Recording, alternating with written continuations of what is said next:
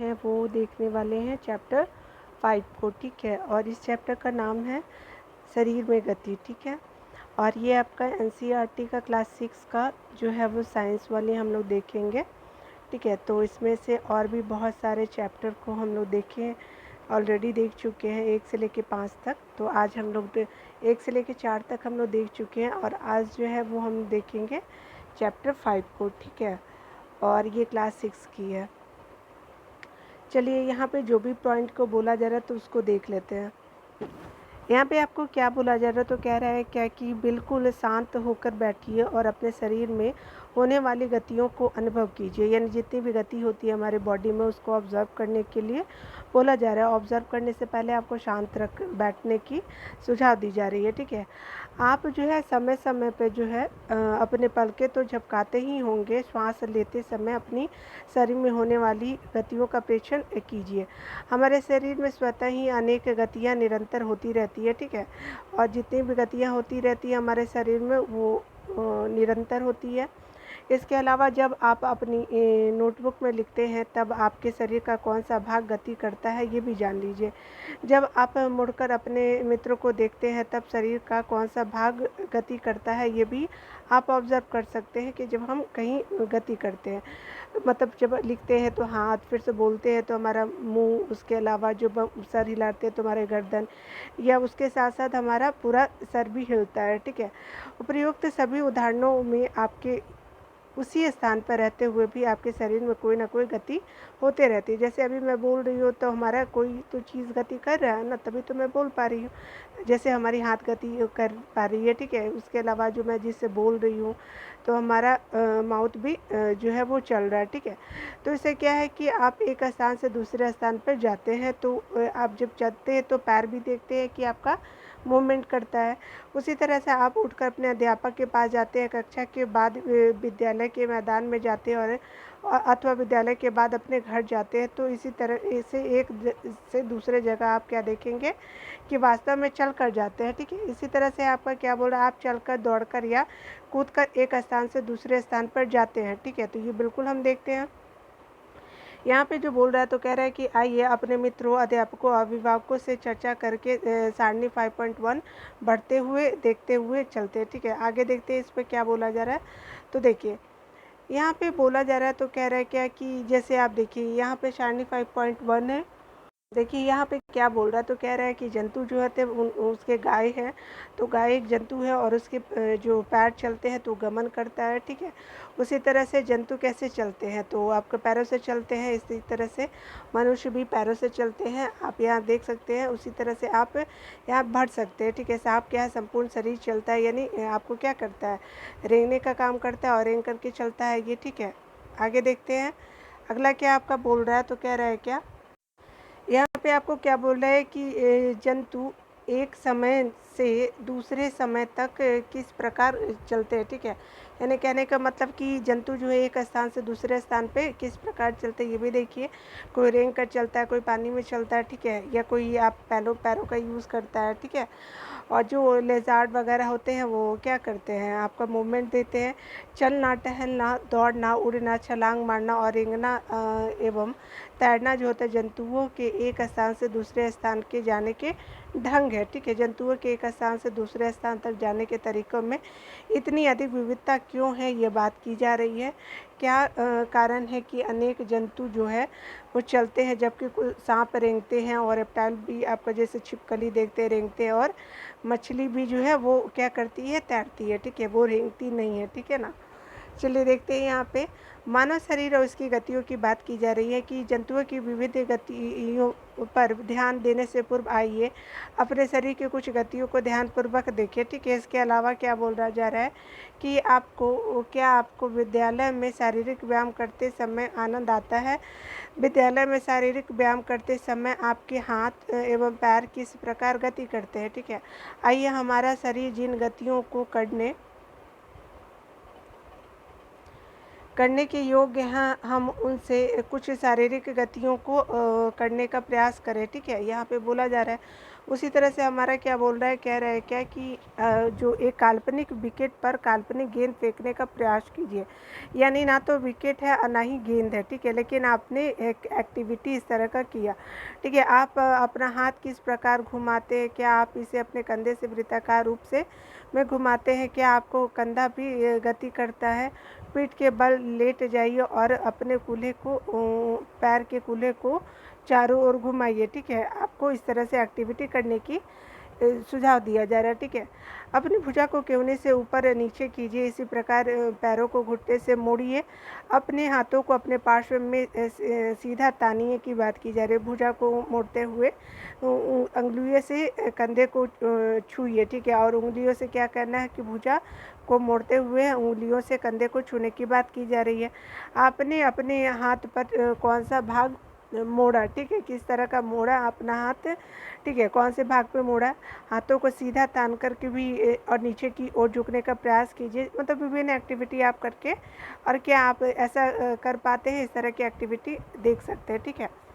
अपने शरीर के विभिन्न हिस्सों में से गति करने का प्रयास कीजिए और आपका 5.2 में आपको नोट करना है, ठीक है। देखिए क्या कारण है कि हम अपने शरीर के कुछ अंगों को तो स्वतंत्र रूप में से किसी भी दिशा में घुमा सकते हैं, ठीक है। यहाँ पे देखिए कि किसी भी दिशा में आप घुमा सकते हैं, ठीक है। अगला देखिए यहाँ पे क्या बोला जा रहा है,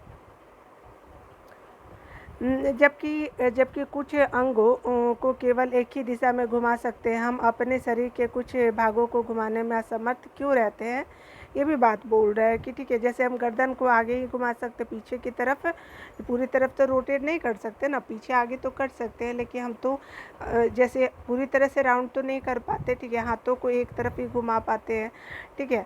जैसे हम मान लीजिए कि आगे की तरफ जो कूल्हे होते हैं आगे की तरफ होते हैं, पीछे की तरफ तो नहीं मोड़ पाते, इस तरह से एक्टिविटी आप देख सकते हैं, ठीक है। एक पैमानों को अपने हाथ पर चित्र 5.1 में दर्शाए गए स्थिति को देखिए। मेरा केस में कोहनी पैमाने के मध्य में रहे, ठीक है, जिससे कि क्या है कि कोहनी जो है पैमाने के मध्य में रहने की बात की जा रही है, ठीक है। यानी यहाँ पे बोला जा रहा है कि अपने मित्र से पैमाने हाथ को एक साथ बांधने के लिए कहिए। आप अपनी कोहनी को मोड़ने का प्रयास कीजिए और क्या आप इसे मोड़ सकते हैं, ये भी बोला जा रहा है, ठीक है। देखिए यहाँ जो इस तरह की आप देखिएगा, हाथ को एक बॉय है तो इससे फैला रखा है और एक सपोर्ट सिस्टम लकड़ी का ले रखा है, ठीक है। क्या आप अब अपनी भुजा मोड़ सकते हैं, पॉसिबल नहीं है, ठीक है। तो ये भी आप देख सकते हैं इस तरह से, और यहाँ पे एक्टिविटी को आपको करने की बात की जा रही है, ठीक है। चलिए देख लेते हैं यहाँ पे।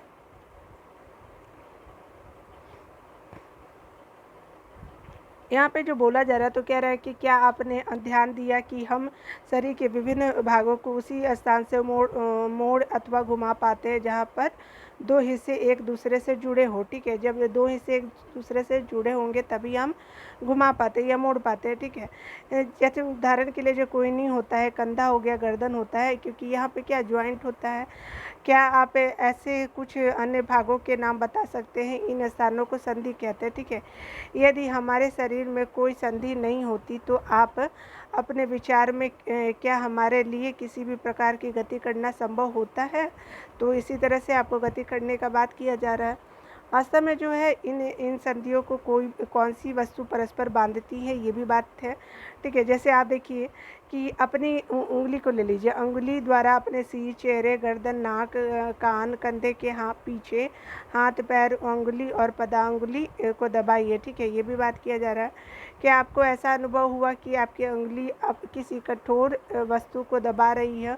ये कठोर संरचनाएं जो है वो क्या अस्थियां हैं। अपने शरीर के अन्य भागों में इसी प्रक्रिया को दोहराइए। अपनी सारी अस्थियां जो है, जब अस्थियों को नहीं मोड़ा जाता तब हम अपनी कोहनियों को कैसे मोड़ लेते हैं, ठीक है। यानी जब हम अस्थियों को नहीं मोड़ पाते तो कोहनी को कैसे मोड़ लेते हैं, ठीक है। ये भी बात सोचने वाली बात है। देखिए यहाँ पे बोला जा रहा है हाथ के ऊपरी हिस्से से लेकर के कलाई तक एक ही लंबी अस्थि नहीं होती, ठीक है। यानी हाथ के ऊपरी हिस्से से लेकर के कलाई तक एक ही लंबी अस्थि नहीं होती। वास्तव में अनेक अस्थियाँ जो होती है कोहनी तक जुड़ी रहती है। इसी प्रकार हमारे शरीर के प्रत्येक हिस्से में अनेक अस्थियाँ हैं। हम अपने शरीर को कैसे उसी स्थान पर हिला या झुका नहीं सकते, कैसे उसी स्थान पे हिला या झुका नहीं सकते जहाँ से अस्थियाँ एक दूसरे से मिलती है। ये भी बात सोचने वाली बात है। बोन टू बोन आप देखेंगे कि बहुत जगह नहीं मिल पाता, ठीक है। जैसे आपका क्या है, विभिन्न गतिविधियों एवं विभिन्न प्रकार की गतियों के लिए हमारे शरीर में अनेक प्रकार की संधियाँ होती है। आइए कुछ के बारे में जानते हैं, ठीक है। यहाँ जैसे देखिए कंदुक खलिका संधि की बात की जा रही है, तो देखते हैं क्या है ये। कागज की एक पट्टी को एक बेलन या सिलेंडर के रूप में मोड़ लीजिए, यानी रोल कर लीजिए। हम लोग चित्र में देखेंगे रबड़ अथवा प्लास्टिक की एक पुरानी गेंद में एक छेद करके उसमें मुड़े हुए कागज़ के बेलन को डालिए, जैसा कि 5.2 में दर्शाया गया है। आप कागज़ के बेलन देखिए इस तरह से आप देख रहे हैं, तो कंदुक खलिका का संधि बनाया जा रहा है। तो आप देखिए ये गेंद है, ये कटोरी है और कागज़ का बेलन बनाया हुआ है, ठीक है। और इस तरह से आपका किया हुआ एक्टिविटी, ठीक है। इसमें क्या है को गेंद पर चिपका सकते हैं और गोंद पर भी चिपका सकते हैं। गोंद को एक छोटी सी कटोरी में रखकर चारों ओर घुमाने का प्रयास करें, यानी गेंद को एक छोटी सी कटोरी में रख के चारों ओर घुमाने का प्रयास कीजिए। क्या गेंद कटोरी में स्वतंत्र रूप में घूमती है? क्या कागज़ का बेलन भी घूमता है? इसी तरह की एक्टिविटी आपको करने की बोला जा रहा है। अब कल्पना कीजिए कि कागज़ का बेलन आपका हाथ है तथा गेंद इसका एक सिरा है, ठीक है। अब बोल रहा है कि कागज़ का बेलन आपका हाथ है तथा गेंद इसका सिरा है। कटोरी कंधे के उस भाग के समान है जिससे आपका हाथ जुड़ा हुआ है, ठीक है। एक अस्थि को गेंद वाला गोल हिस्सा दूसरी अस्थि की कटोरी रूपी गुहिका में धंसा हुआ है, ठीक है, यानी वो दूसरे से कटोरी से जुड़ा हुआ है, ठीक है। इस प्रकार जो है आप देखिएगा कि इस प्रकार की संधि सभी दिशाओं में गति प्रदान करती है। क्या आप इन गतियों में उपर्युक्त प्रकार की संधि का कोई अन्य उदाहरण खोज सकते हैं? हम अनुभाग के प्रारंभ में शरीर के विभिन्न भागों को हमारे द्वारा भी दी गई गतियों का स्मरण कीजिए, यहाँ पे बोला जा रहा है, ठीक है। देखिए यहाँ से आपने देखा ये जो कंदुक खलिका हो गई, ठीक है, श्रेणी अस्थि हो गई यानी बोन हो गई, और ये जांग की हड्डी हो गई, यानी ये वाले जो जहाँ से हमारा पैर शुरू होता है घुटना से आगे वाला का पॉइंट जो है से, ठीक है। तो यहाँ देख लीजिए इसको कंदुक खलिका संधि बोलते हैं, ठीक है। दुराग्र संधि जो है, हिंदी का वर्ड थोड़ा टफ है बट आप को पिक्चर देख करके समझ में आ जाएगा, ठीक है ना। गर्दन और सिर, यानी जो हमारा सिर होता है, गर्दन का जो पार्ट होता है, जोड़ने वाले संधि दुराग्र संधि कहते हैं, ठीक है। इसके द्वारा सिर को आगे पीछे या दाएं बाएं घुमा सकते हैं, ठीक है। इन गतियों को करने का प्रयास कीजिए और यह गति हमारे हाथ की उस गति से किस प्रकार भिन्न है जिसमें कंदुक खलिका संधि द्वारा हाथ को पूर्णतः वृत्ताकार रूप में घुमा सकते हैं। दुराग्र संधि में बेलनाकार अस्थि एक छल्ले में घूमती है, ठीक है। हिंज जॉइंट देखिए यहाँ जो है, देखिए यहाँ पे जो है ये देखिए, मैं आपको दुराग्र संधि को दिखा देती हूँ। ये हमारा सर हो गया और ये जो है हमारा गर्दन वाला पार्ट हो गया और ये जो है रोटेट करता है, ये इसी को बोलते हैं दुराग्र संधि। आपको पिक्चर देख करके आई थिंक समझ में आ जा रहा होगा, ठीक है ना। चलिए यहाँ देखिए हिंज संधि क्या बोल रहा है, तो घर के किसी दरवाजे को बार बार खोलिए और बंद कीजिए। इसके कब्जे को ध्यानपूर्वक देखिए, और देखने का मतलब कब्जा जो लगा होता है, जैसे हमारा मान लीजिए ये डोर है, तो डोर जो है कहीं यहाँ से लकड़ी स्टार्ट होता है, लेकिन यहाँ तो कुछ गैप रहता है ना, थोड़ा और पास रहता है, तो यहाँ तो कुछ लगा रहता है वाइट या फिर जो भी नॉक रहता है तो आप लगा देते हैं ताकि आप ये इसको आगे बाहर कर सकें, ठीक है। तो इसको यही बोला है कि आगे पीछे खुलने देता है, यह दरवाजे को आगे पीछे क्या है खुलने देता है, ठीक है।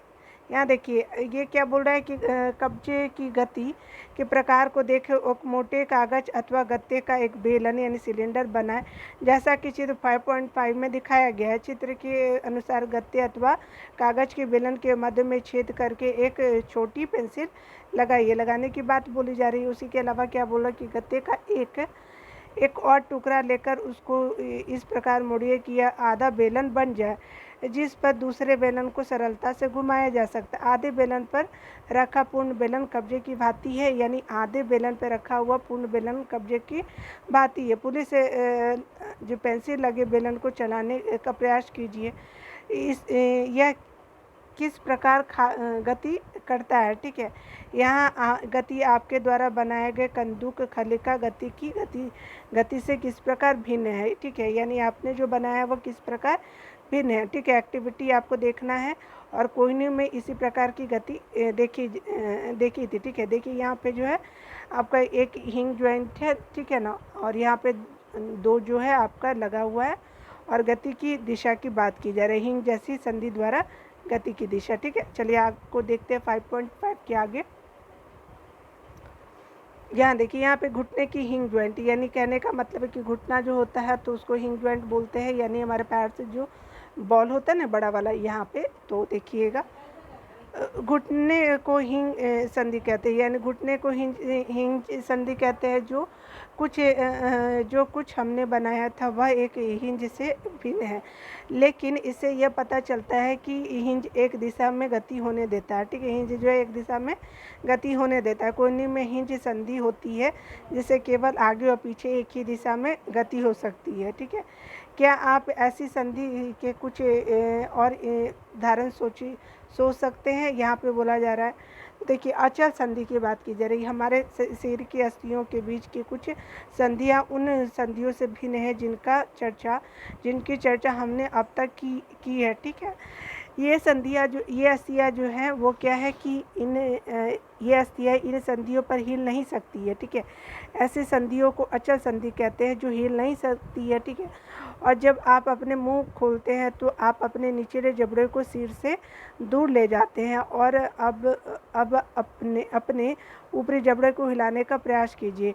क्या आप इसे गति दे पा रहे हैं। पूरी जबड़े और कपाल के मध्य अचल संधि है, ठीक है। हमने केवल कुछ संधियों की ही चर्चा की जो हमारी अस्थियों को एक दूसरे से जोड़ती है, ठीक है। यहाँ बोला जा रहा है कि हमारे शरीर के विभिन्न अंगों को विभिन्न आकृति कौन प्रदान करता है, ठीक है। यदि आप एक गुड़िया बनाना चाहते हैं तो आप पहले क्या बनाएंगे, ठीक है। गुड़िया बनाने पहले क्या बनाएंगे, तो संभवतः जो गुड़िया जब बनाते हैं तो आकृति प्रदान करने के लिए आप एक ढांचा तैयार करेंगे। आप ऐसा नहीं करेंगे। हमारे शरीर की सभी अस्थियाँ ठीक उसी प्रकार शरीर की एक सुंदर आकृति प्रदान करने के लिए एक ढांचे का निर्माण करती है, ठीक है। उसके अलावा इस ढांचे को कंकाल भी कहते हैं, ठीक है ना। चलिए आगे देखते हैं इसमें क्या बोला जा रहा है। तो कह रहा है क्या कि हम कैसे मानते हैं कि यह मानव कंकाल की आकृति है। हम कैसे मानते हैं कि यह मानव कंकाल की आकृति है। हम शरीर की विभिन्न अस्थियों की आकृति के विषय में किस प्रकार जान सकते हैं। हमारे शरीर के कुछ अंगों में मौजूद अस्थियों और उनकी जो संख्या अथवा आकृति के बारे में हमें तब पता चलता है जब हम उनका अनुभव करते हैं, ठीक है। अनुभव करते तो पता चलता है। एक्सरे चित्र से हमें शरीर की सभी कठोर अस्थियों की आकृति का पता चलता है, ठीक है। देखिए जब एक्सरे लेते हैं तो पता चलता है। और ये देखिए आपका जो है मानव कंकाल का पिक्चर है जो आप देख सकते हैं, सर से लेके पैर तक का इस तरह से बना हुआ, ठीक है। चलिए क्या कभी आपका अथवा आपके परिवार के किसी सदस्य का एक्सरे हुआ है। कई बार चोट लगने पर चिकित्सक एक्सरे करवाते हैं। इससे उन्हें अस्थियों को हुई संभावित क्षति के विषय में जानकारी होती है। एक्सरे चित्र में हमें शरीर की अस्थियों की आकृति का पता चल जाता है कि हमारी हड्डियाँ टूटी कहाँ से या फिर कहाँ पे क्या प्रॉब्लम हो रहा है, ठीक है। हमारे हाथ के अग्र और ऊपरी भाग तथा पैर के निचले और ऊपरी भाग की अस्थियों का अनुभव कीजिए। प्रत्येक अंग की अस्थियों की संख्या का पता लगाइए। अपने घुटने और केहनी की अस्थियों का ठीक उसी प्रकार अनुभव करें और जो है वो एक्सरे चित्र से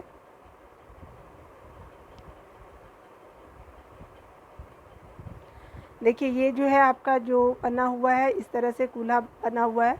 इसी तरह से दोनों ऊपर वाली हड्डियाँ निचे वाली हड्डियाँ, ठीक है। और कहीं पे स्पेस है, ठीक है। इस तरह से मूवमेंट दे रहा है।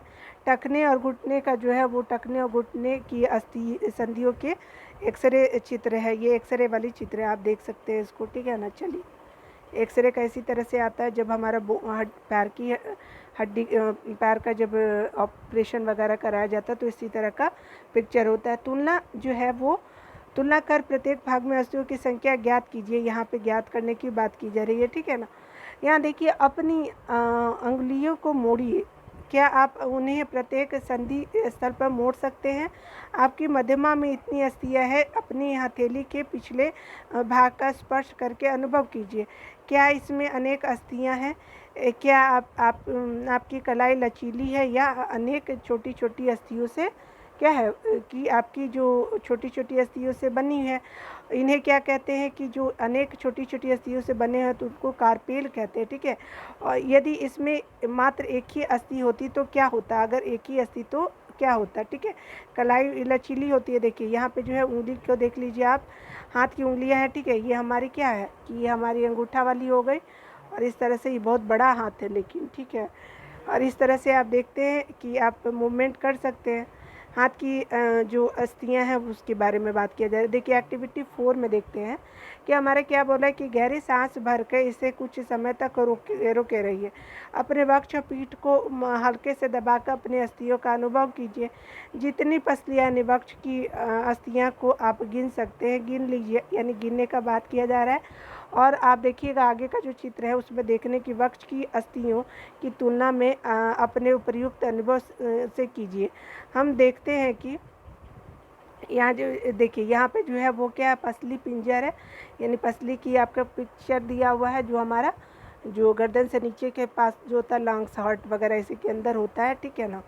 चलिए किडनी, इसी तरह से ये क्या बोला जा रहा है कि आपका जो है पसली विशेष रूप से मुड़ी हुई है, ठीक है। और वे वक्ष की अस्थि और मेरुदंड से जुड़कर एक बक्से की रचना करती है। इस शंकुरूपी बक्से को पसली पिंजर कहते हैं। इस शंकुरूपी जो बक्सा है वो उसको क्या कहते हैं? पसली पिंजर कहते हैं। ये हमारी पसली पिक्चर की पसली पिंजर की आपकी चित्र है, ठीक है। इसको देखते हैं, ठीक है, ठीक है। यहाँ देखिए वक्ष के दोनों तरफ जो 12 पसलियाँ होती है, कितनी होती है? दोनों तरफ होती है। हमारे शरीर के कुछ महत्वपूर्ण भाग इसमें सुरक्षित होते हैं, यानी हार्ट वगैरह लंग्स वगैरह इसमें सुरक्षित होते हैं, ठीक है। उसके अलावा देखिए अपने कुछ मित्रों को बिना घुटने मोड़े झुककर अपने पाँव की उंगलियां छूने को कही है, यानी एक्टिविटी अपने दोस्तों के साथ करने की बात की जा रही है। क्या यह चिकनी, समतल अथवा अखंड है? अपनी उंगलियों को अपने मित्र की गर्दन से प्रारंभ करके उसकी पीठ पर नीचे की ओर लगाइए, ठीक है। आपके द्वारा अनुभव की गई संरचना मेरुदंड है। यह अनेक छोटी छोटी अस्थियों से बना है जिसे कशेरुका कहते हैं। इसे क्या कहते हैं? कशेरुका कहते हैं। और ये क्या है? मेरुदंड जो होता है 33 कशेरुका का बना होता है, ठीक है। असली पिंजर भी वक्ष क्षेत्र की इन अस्थियों से जुड़ा होता है, यानी पसली पिंजर भी वक्ष क्षेत्र की इन अस्थियों से जुड़ा रहता है, ठीक है। ये देखिए आपका जो मेरुदंड की आप देखिएगा जो रीढ़ की हड्डी होती है ना पीठ के पीछे, वही आप इसको देखिएगा, ठीक है। इस तरह से आपकी जुड़ी हुई है, ये देखिए जुड़ा हुआ है। उसी तरह से आपका जो बोला जा रहा है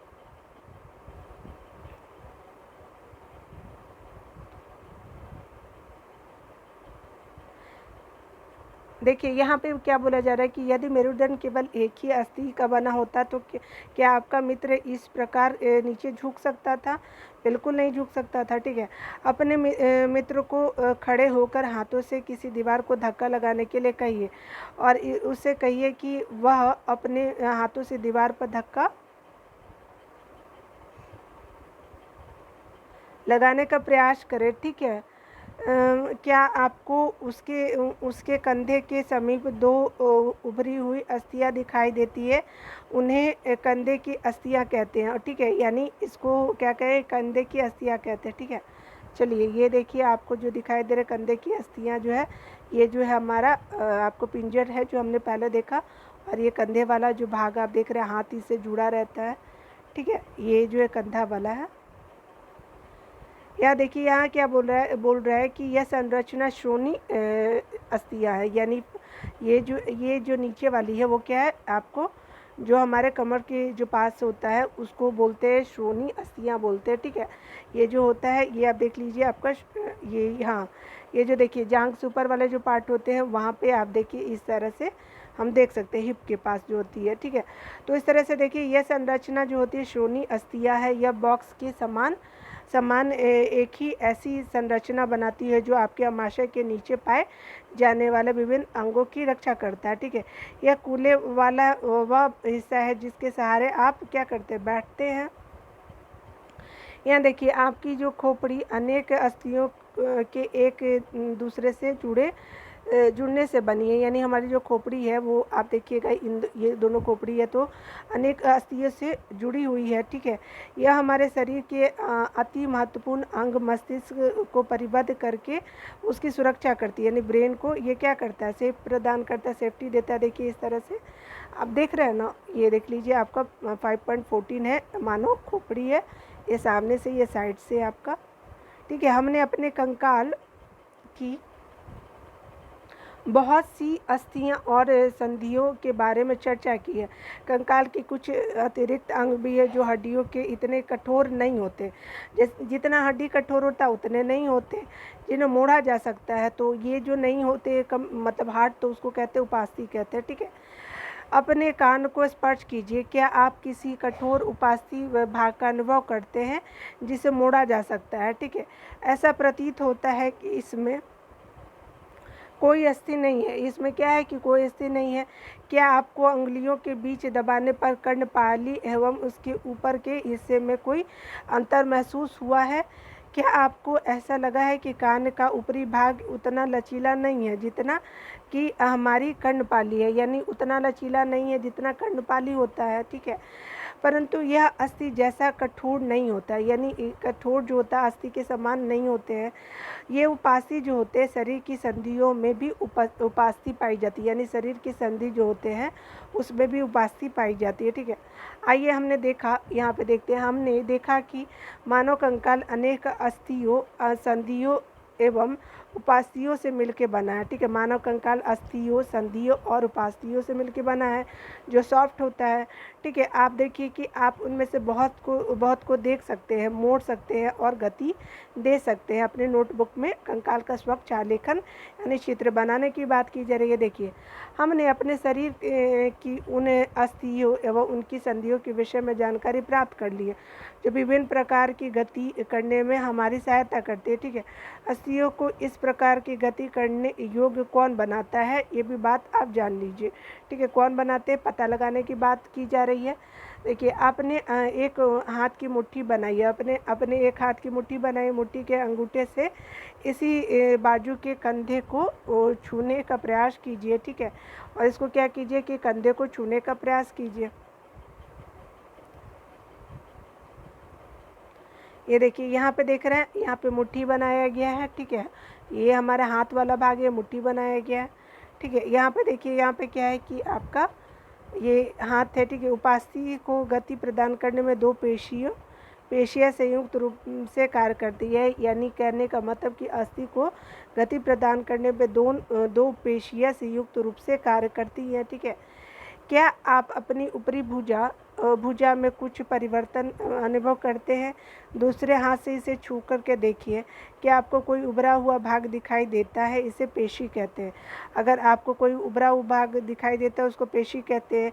संकुचित यानी लंबाई में कमी होने के कारण पेशियाँ उभर जाती है, यानी जब मोड़ते हैं तो उभरी होती है ना, फूली रहती है। क्या अब आप आपने यहाँ पे बोला जा रहा है कि अब आपने हाथ को पुनः सामान्य स्थिति में लाने की बात की, एकदम सीधा कर लीजिए। पेशियों का क्या होता है? ठीक है, यहाँ पे बोला जा रहा है आप किस तरह का परिवर्तन आप देखते हैं। क्या यह अभी भी संकुचित अवस्था में है, चलते हैं अथवा भागते समय आप अपने पैरों की पेशियों में इसी प्रकार का संकुचन देख सकते हैं। ठीक है, उसी तरह से देखिए संकुचन की अवस्था में जो होता है पेशी छोटी होती है, कठोर एवं मोटी हो जाती है। यह अस्थि को खींचती है। ये क्या करती है? अस्थि को खींचती है। किसी अस्थि को गति प्रदान करने के लिए दो पेशियों को संयुक्त रूप से कार्य करना होता है। ठीक है, जब दो पेशियों में से कोई एक सिकुड़ती है तो अस्थि उसी दिशा में खींच जाती है। तो क्या होता है कि उसी दिशा में अस्थि क्या होती है, खींचती है। युगल की जो बोला जा रहा है, युगल की दूसरी पेशी यानी स्थिर यानी लंबाई में बढ़कर पतली हो जाती है। युगल की दूसरी पेशी जो होती है वो क्या होती है, स्थिर यानी स्थिर किसको कहते हैं, तो लंबाई में बढ़कर पतली हो जाती है तो उसको कहते हैं। ठीक है, तो युगल की दूसरी पेशी अवस्था में आ जाती है। ठीक है, स्थिर अवस्था में आ जाती है यानी युगल की दूसरी पेशी स्थिर अवस्था में आ जाती है। अस्थि को जो है वो विपरीत दिशा में गति करने के लिए अब स्थिर पेशी सिकुड़कर अस्थि को अपनी पूर्व स्थिति में खींचती है। ठीक है, जब पहली पेशी अब स्थिर हो जाती है तो पेशी केवल खींच जाती है। ठीक है, इस तरह से आप देखेंगे वह धक्का नहीं दे सकती, ये जो है वो धक्का नहीं दे सकती। अतः एक अस्थि को गति देने के लिए दो पेशियों को संयुक्त रूप से कार्य करना होता है। ठीक है, तो ये हम देखते हैं। अगला देखिए क्या बोला जा रहा है, तो कह रहा है क्या कि क्या गति के लिए हमेशा अस्थियों व पेशियों की आवश्यकता होती है। दूसरे जंतु किस प्रकार चलते हैं, क्या सभी जंतुओं में अस्थियाँ पाई जाती है। केंचुआ अथवा घोंघे में क्या होता है। आइए कुछ जंतुओं की गतियों का अध्ययन करते हैं। यहाँ पे करने की बात की जा रही है। देखिए जंतु की जो अस्थियाँ होती हैं, जंतु की जो चाल की बात की जा रही है यहाँ पे पढ़ेंगे। केंचुआ कैसे मूवमेंट करता है उसको देखते हैं। यहाँ पे देखिए बगीचे में चलते हुए एक केंचुआ का परीक्षण कीजिए। इसे पकड़कर एक स्याही सोक फिल्टर पेपर पर रखिए। ठीक है, इसमें देखिएगा कि गति का परीक्षण करना है आपको, किस तरह से मूवमेंट कर रहा है एक केंचुआ। ठीक है, इसके अलावा जो केंचुओं को एक कांच की पट्टी यानी टुकड़े टाइल अथवा किसी चिकने स्तर पर रखिए तथा इसकी गति का परीक्षण कीजिए कि किस तरह का ये अब क्या पुराने जैसा ही मूवमेंट है इसका, क्या यह गति पेपर पर केंचुए की गति से भिन्न है। ऊपर की दो सतहों में से किसका केंचुए आसानी से चल पाते हैं। ठीक है, यानी आप देखिएगा कि आप जो है वो देखिए कि ये किस पे चल पाता है, मिट्टी पे, ज़मीन पे, मिट्टी की ज़मीन के अलावा टाइल्स पे या फिर पत्थर पे आप देखिएगा। ठीक है, यहाँ पे अलग अलग चीज़ों पे चलने का बात किया जा रहा है केंचुए का। ठीक है, यहाँ पे जो बोला जा रहा है तो केंचुए की शरीर एक सिरे को दूसरे से सटाकर रखे गए अनेक छल्लों से बना प्रतीत होता है। केंचुए के शरीर में अस्थियाँ नहीं होती है, केंचुए के शरीर में कोई भी बोन नहीं होता है, परंतु इसमें पेशियाँ होती है। ठीक है, पेशी होती है जो अनेक शरीर के घटने और बढ़ने में सहायता करती है। ठीक है, चलने के दौरान जो है आप जो देखिएगा कि केंचुआ अपने शरीर के पश्च भाग को भूमि में जकड़े रहता है। ठीक है, तथा अग्रभाग को फैलाता है। ठीक है, या देखिए क्या होता है कि ये जैसे मान लीजिए कि केंचुआ है तो क्या जब ये बढ़ता है तो क्या करता है, थोड़ा सा मुड़ जाता है, पीछे से कम हो जाता है। ठीक है, तो यही कमी आगे बढ़ जाता है। ठीक है, ऐसे करता जाता है, या फिर बॉडी को ये क्या करता है, पास पास ऐसे कर लेते हैं। ठीक है ना, तो इस तरह से उनका मूवमेंट होता है। तो इस तरह से है कि शरीर को संकुचित करता है और पीछे वाला भाग को क्या कर लेता है, आगे की ओर खींचता है, तब आगे बढ़ पाते। इससे क्या होता है कि वो जो है वो आपका आगे जो है वह कुछ दूरी आगे बढ़ पाते। केंचुए इसी प्रक्रिया से जो है वो क्या करते हैं कि को बार बार दोहराते हुए मिट्टी पर आगे बढ़ता है। ठीक है, आगे बढ़ते इसके शरीर में चिकने पदार्थ होते हैं जो इसे चलने में सहायता करता है। किस में, तो केंचुआ में देखिएगा आपका बोला जा रहा है कि यह अपने शरीर के हिस्से को ज़मीन से किसी प्रकार टिकाता है। ये भी बात करने की बात की जा रही है कि किस प्रकार टिकाता है। इसके शरीर में छोटे अनेक सूक यानी बाल जैसी आकृति होती है। ये सूक पेशियों से जुड़े रहते हैं और ये सूक मिट्टी में इसकी पकड़ को मजबूत बना देते हैं। ठीक है ना, जिसकी वजह से ये मिट्टी से सटा रहता है। और बॉडी में देखिएगा कि आपको बहुत मिट्टी में बहुत ही स्मूथली चल पाता है केंचुआ। ठीक है, और ये मिट्टी के लिए उपजाऊ भी होता है, फ्रेंड ऑफ द फार्मर कहा जाता है, किसानों का मित्र भी केंचुआ को बोलते हैं। केंचुआ वास्तव में अपने रास्ते में आने वाले मिट्टी को खाता है और शरीर अनपचे पदार्थ को बाहर निकाल देता है। केंचुआ द्वारा किया गया यह कार्य जो मिट्टी को उपजाऊ बनाता है, ठीक है।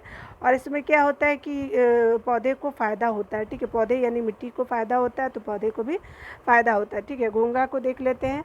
आपको एक्टिविटी देखने के लिए बोला जा रहा है कि आप एक घोंघा को देखिए, यानी इसकी पीठ पर गोल संरचना देखने की बात की जा रही है।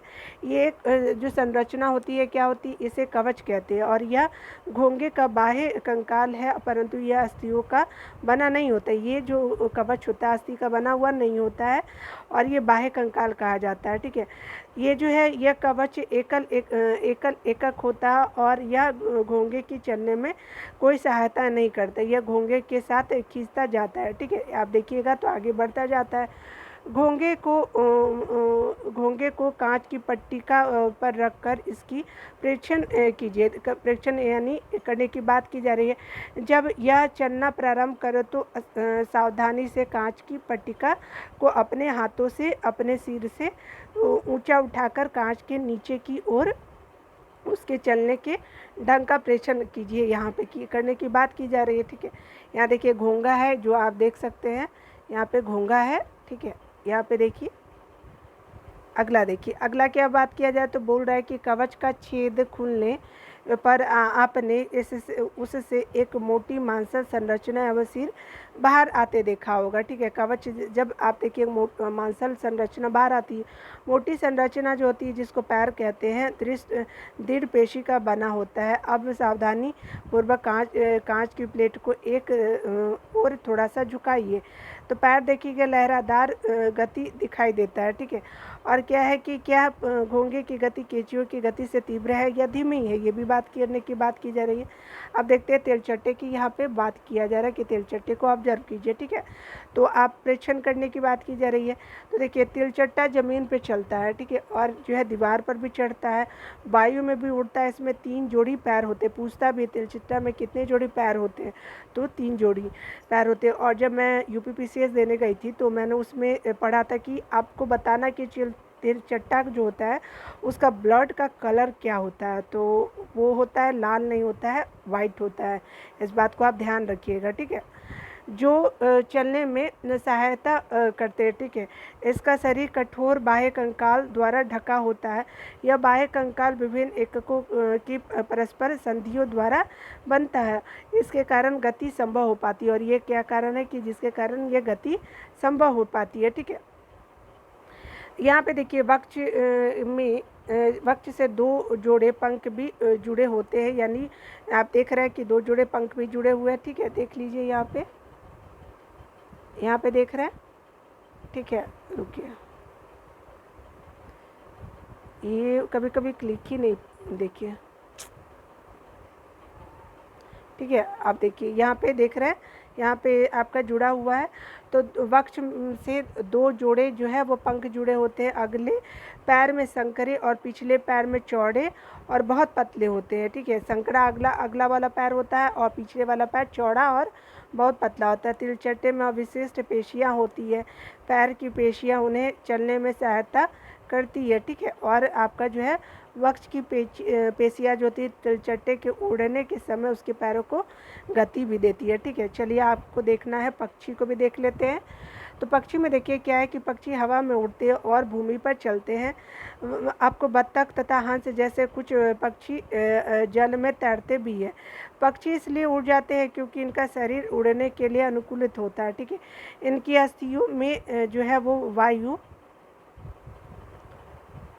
वायु प्रकोष्ठ होते हैं, ठीक है। और क्या है कि जिनके कारण उनकी अस्थियाँ जल्दी हल्की परंतु मजबूत होती है, ठीक है।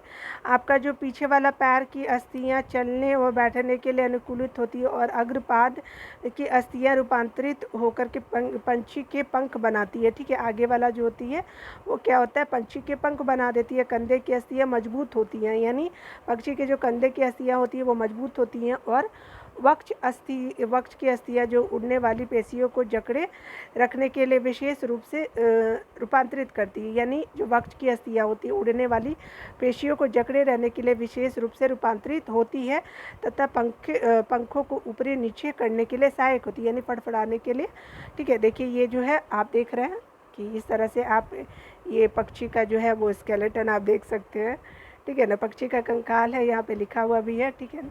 चलिए मछली का देख लेते हैं थोड़ा सा। यहाँ देखिए मछली में क्या बोला कि कागज़ की एक नाव बनाकर उसे पानी पर इस प्रकार रखिए कि उसका नुकीला भाग आगे की ओर रहे और इसे धीरे से धक्का दीजिए। क्या यह जल पर आगे की ओर तेज़ी से होती है? तो क्या यह जल पर आगे की ओर तेज़ी से जाती है, यहाँ पे बोला गया। ठीक है, तो ये देखिए, तो आपने इस तरह की एक्टिविटी बचपन में करी होगी जब बारिश होता था। ठीक है, और हम लोगों को मार भी पड़ती थी जब हम लोग पेपर बहुत फाड़ते थे कि माँ बोलती थी कि जो तुमको पढ़ने लिखने के लिए दिया हुआ है ना, फाड़ के नाव बनाने के लिए। ठीक है, तो ये मुझे अभी तक याद है। ठीक है, और मैं लिखती थी और बहुत सारा पेपर को ना फाड़ने का मेरा मतलब एक तरह का आदत था। ठीक है, इसके लिए भी मेरे को बहुत मार पड़ती थी। ठीक है, और सभी बच्चे जो होते हैं ना सेम होते हैं, चाहे हम हो चाहे और भी बच्चे हो। नाव से खेलने की यहाँ पे चित्र आपको दिखाया गया। ठीक है, चल यहाँ पे जो बोला जा रहा है तो कह रहा है क्या कि अब नाव को जो है दोनों सिरों से आप पकड़कर इस प्रकार धक्का दीजिए कि वह चौड़ी ओर से जल में जाए। क्या इस प्रकार नाव जल में सरलता से चल सकती है, ये भी बोला जा रहा है। क्या आपने ध्यान दिया कि नाव की आकृति काफ़ी सीमा तक मछली जैसी है। ठीक है, मछली का सिर और पूँछ उसके मध्य भाग की अपेक्षा पतला और नुकीली होती है। शरीर की ऐसी आकृति धारा रेखीय कहलाती है। ठीक है, ये धारा रेखीय आकृति है। ठीक है, और आप देखिएगा कि आपका इस तरह से पैटर्न बनना जा रहा है। ठीक है, मछली के आगे देखते हैं, इसमें क्या होती है कि इसी विशेष आकृति के कारण जल इधर उधर बहकर निकल जाता और मछली जल में सरलता से तैर सकती है। और देखिएगा कि मछली का कंकाल दृढ़ पेशियों से जो है वो ढका रहता है और तैरने की प्रक्रिया में शरीर का अग्रभाग एक ओर मुड़ जाता है। जब तैरता है तो मुड़ जाता है। ठीक है, मछली तथा पूँछ जो होता है वो विपरीत दिशा में जाती है।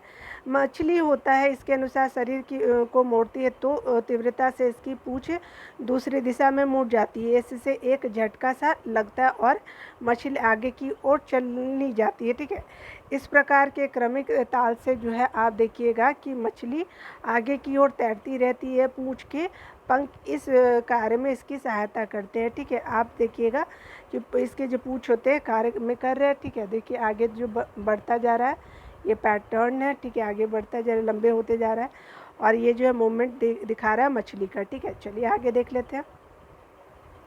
मुझे तो सांप को देख कर के इतना डर लगता है। ठीक है, जहाँ मैं रहती हूँ ना, वहाँ पे इतने बड़े बड़े सांप होते हैं, जब भी आएंगे तो लगेंगे कि मतलब 2-3 डंडे के एक सांप होते, बहुत बड़ा लेंथ रहता है उसका। ठीक है, देख कर के ही मतलब अजीब फील आता है। मछली के शरीर पर और भी पंख होते हैं जो तैरते समय जल में संतुलन बनाए रखने एवं दिशा निर्धारण में सहायता करते हैं। क्या आपने कभी ध्यान दिया है कि गोताखोर अपने शरीर में इन पंखों की तरह के विशेष अरित्र पहनते हैं जो उन्हें जल में तैरने में सहायता करते हैं। ठीक है, सर्प कैसे चलते हैं, यहाँ पे बोला जा रहा है कि सांप चलते कैसे हैं। क्या आपने सांप को फिसलते हुए आगे बढ़ते देखा है? क्या यह सीधा चलता है, ये भी बात किया जा रहा है।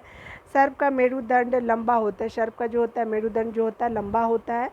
शरीर की पेशियाँ क्षीण और असंख्य होती है, वे परस्पर जुड़ी हुई होती हैं चाहे वे दूर ही क्यों ना हो। ठीक है, पेशियाँ मेरुदंड जो होती है वो पसलियाँ एवं त्वचा को भी एक दूसरे से जोड़ती हैं। ठीक है, सर्प यहाँ पे बोला जा रहा है कि सर्प का शरीर अनेक वलय में मुड़ा होता है और इसी प्रकार सर्प का प्रत्येक वलय उसे आगे की ओर धकेलता है और उसका शरीर अनेक वलय बनाता है और प्रत्येक वलय आगे को धक्का देता है। ठीक है, और इस प्रकार जो है सर्प जो है वो देखिए सर्प की गति बता रही है।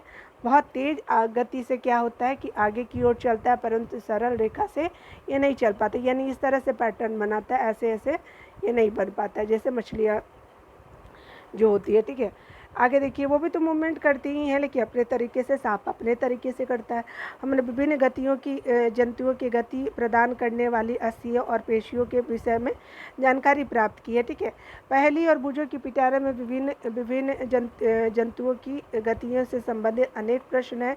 इसी प्रकार आपके मस्तिष्क में अनेक प्रश्न उभर रहे होंगे।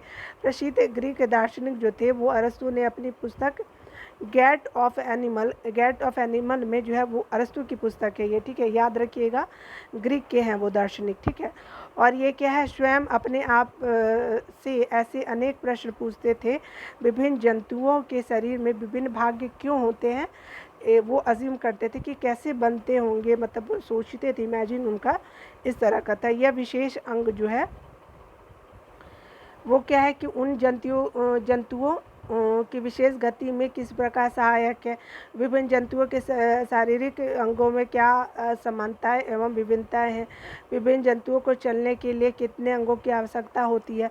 मनुष्य के 2 पैर तथा गाय और भैंस के 4 पैर क्यों होते हैं, ये वो सोचते थे। बहुत से जंतु जो होते हैं वो संपादी होते हैं और क्यों होते, ये भी उनके दिमाग में था। हमारे पैरों के मुड़ने का ढंग हमारे हाथों की तुलना में अलग कैसे है।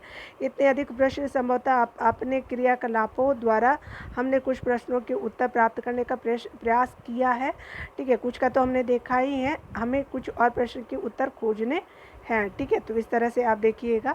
चलिए यहाँ पे मैं आपको एक बात बता देती हूँ, इम्पॉर्टेंट, ये बहुत इंपॉर्टेंट है, हमारे हेल्थ से जुड़ी हुई चीज़ें हैं, क्योंकि हम साइंस पढ़ रहे हैं तो बहुत ज़रूरी है। देखिए, बेहतर जीवन के लिए योग।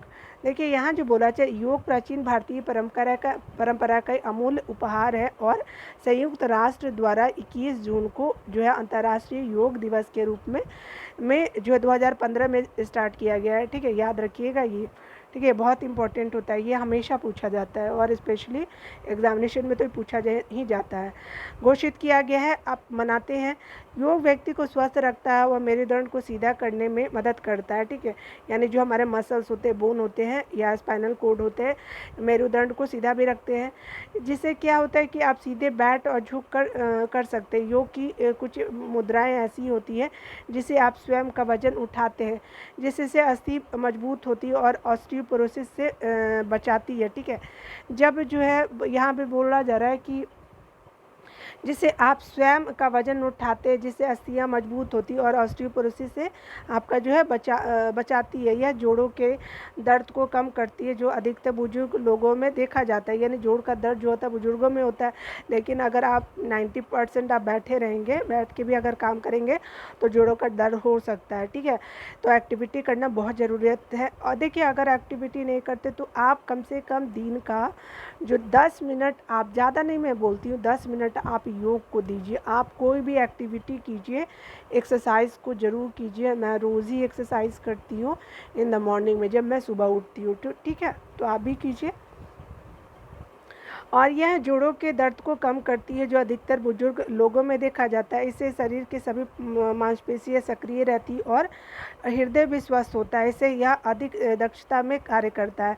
इससे हमारा बॉडी जो है अधिक एक्टिव होता है। कुछ योग आसन ऐसे हैं जिसे प्रशिक्षित यानी ट्रेंड व्यक्ति की देखरेख में ही किया जाना चाहिए, ठीक है। तो ये इस तरह से आप देख सकते हैं, ये इम्पॉर्टेंट है जो आप देखिएगा यहाँ पे चलिए, मैं ये बहुत ही इम्पोर्टेंट, मैं इसको बहुत ही इम्पोर्टेंट मानती हूँ, ठीक है ना। चलिए आप भी इसको इम्पोर्टेंट ही समझिएगा, ठीक है ना। अस्थियाँ उपास्थीय मानव कंकाल बनाते हैं, ठीक है, अस्थि एवं उपास्थीय मानव कंकाल बनाते हैं और यह जो शरीर का पिंजर कहलाते हैं, ठीक है।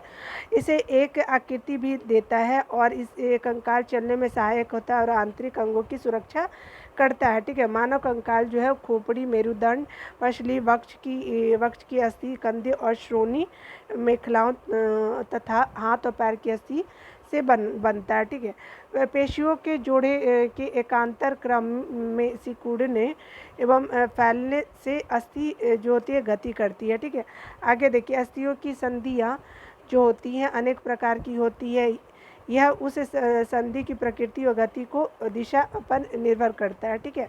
अगला देखिए, यानी पक्षी की बात की जाए, पक्षी जो होते हैं दृढ़ पेशियाँ होती है, हल्की अस्थियाँ मिलकर और उन्हें तैरने में उड़ने में मदद करता है, सॉरी तैरने नहीं, पक्षी जो उड़ते हैं, ठीक है, ये क्या होते हैं, ये पंखों के फड़फड़ा कर उड़ते हैं, ठीक है। आगे देखिए, मछली शरीर के दोनों ओर एकांतर क्रम में वलय बनाकर जल में तैरती है। ये क्या करती है, जल में जो है वो मछली तैरती है एकांतर क्रम में।